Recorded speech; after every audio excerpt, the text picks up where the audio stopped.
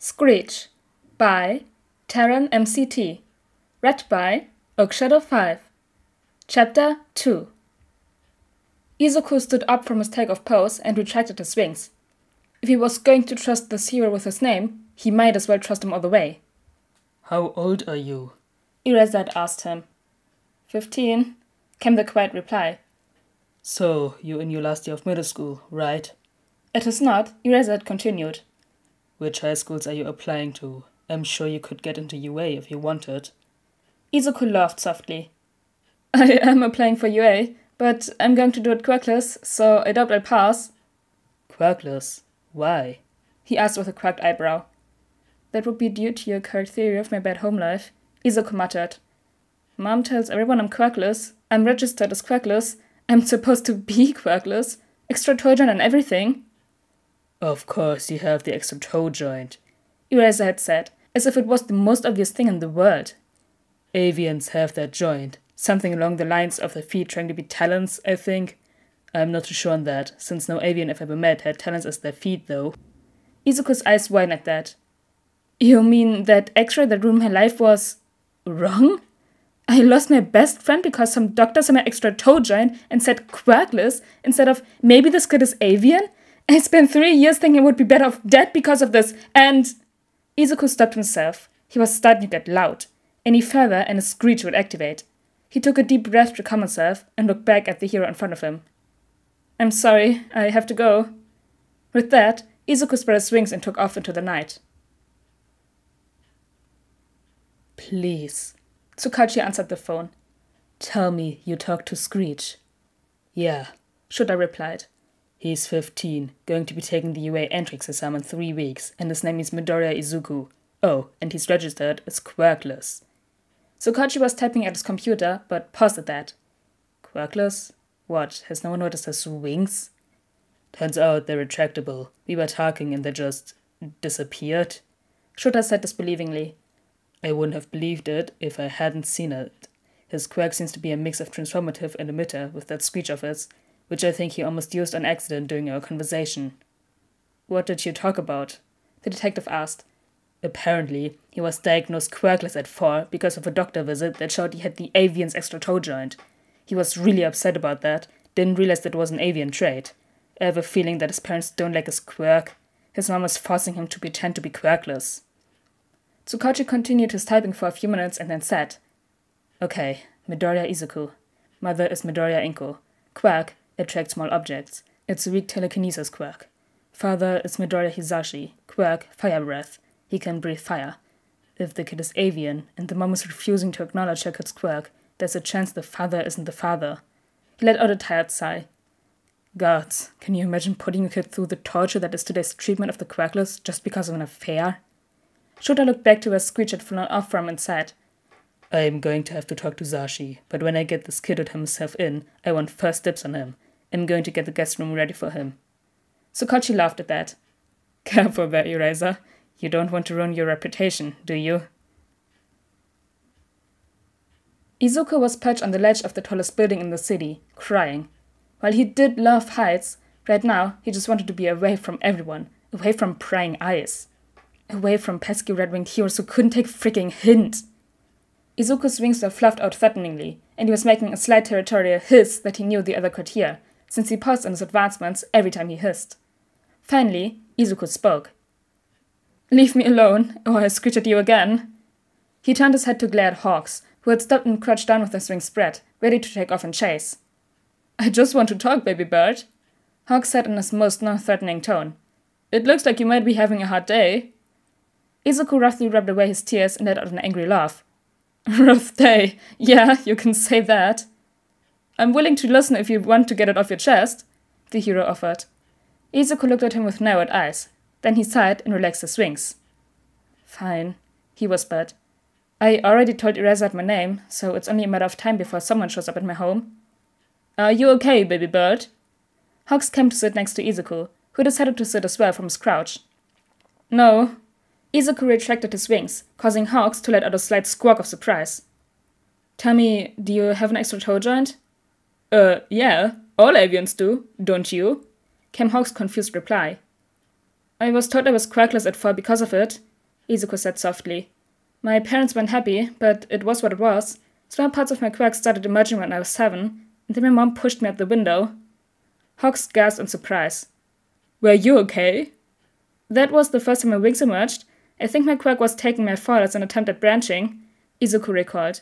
And thinking back on it, that probably was why he couldn't control his wings at first. He had to learn to fly, and raptors, such as owls, learned by falling from their nests in a method called branching. Their parents would kick them out, and they would have to use their wings to fall safely. How many times did you fall? Hawks hesitated in asking. He had figured it out. Clever bird. 5 times, all before I was 11, 3 by my own will. Hawks closed his eyes with a wince. Is that why you're a vigilante now? He asked with a whisper. You're trying to die? With a sad grin, Izuku nodded. I might as well try to take some thugs down with me, and who knows, one of them might get lucky. Hawks was quiet for a moment. I'm going to hug you now, and I need you to not fight me on this. Izuku raised an eyebrow at him, but let the older bird put his arm across his shoulder and pull him in for a hug. He wrapped his rings around the teen by his side, and that was all it took. Izuku let out all the tears he had felt, clinging to Hawk's jacket and burying his face in the older man's chest. They sat like that for what seemed like hours. What happened today?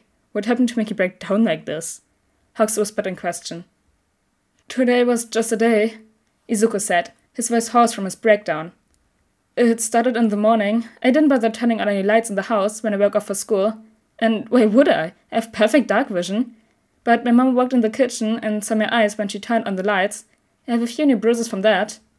Next, Izuku continued. One of the kids in my class left spider lilies on my desk. It's not the first time that's happened, but it still has every time. I like to write quirk analysis, and after school, one of my bullies destroyed it and threw it at the window. I had worked really hard on that one, and as he was walking out the classroom, he said... Izuku paused at that. If he told Hawks what Bakugo had said, he'd be required to report it. Bakugo would lose his chance to be a hero. No, Izuku didn't want to do that to him. Well, it doesn't matter what he said. I have a feeling it does matter, Hawks said quietly. But I won't push you to tell me if you don't want to. Thanks. Izuku sniffled a little and then continued. On my way home, I ran into a villain. He was all made of sludge, and I was just so depressed I didn't even bother dodging when he attacked me. I didn't fight him. I was willing to let it all end. Good. Yeah, the only reason I'm still alive is because Omid showed up and blasted the villain. He collected the villain into a bottle, but before he could leave, I tried to ask him a question.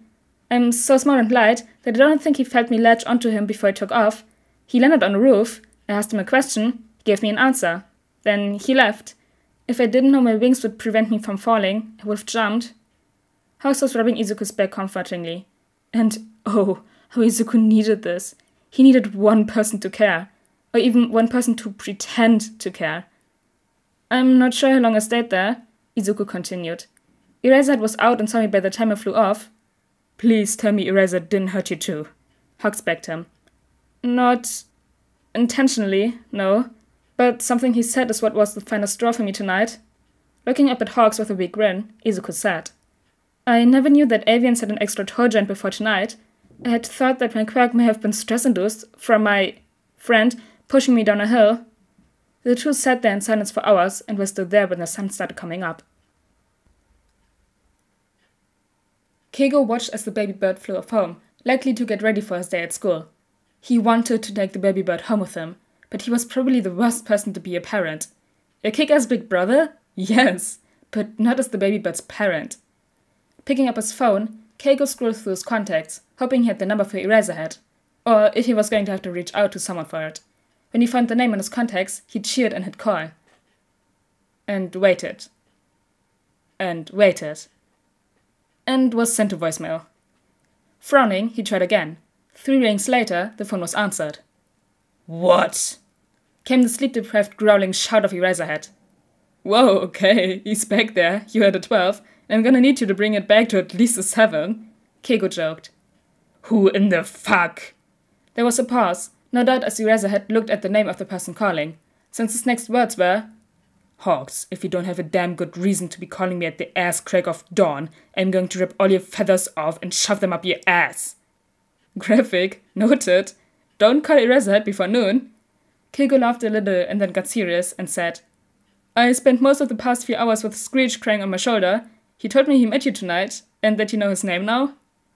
Keigo had Eraserhead sit up and get serious as well. Yeah, Midoriya Izuku. Seems his mother had an affair and the kid came from that. She most likely blames him for a failed marriage, because she was divorced. She abuses him, Keigo said. He told me so. I know. I'm working with Detective Tsukauchi, and as soon as we can get Screech to turn himself in, we don't want to arrest him.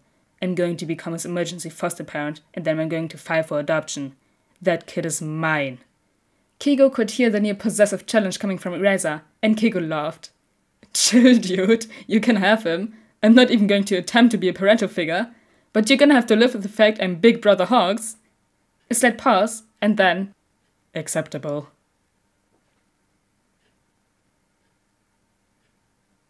Yay, Izuku told someone his backstory. And they're going to help him. Yes. But anyways, guys, I hope you all enjoyed chapter 2 of Screech, and I'll see you all next time. Bye!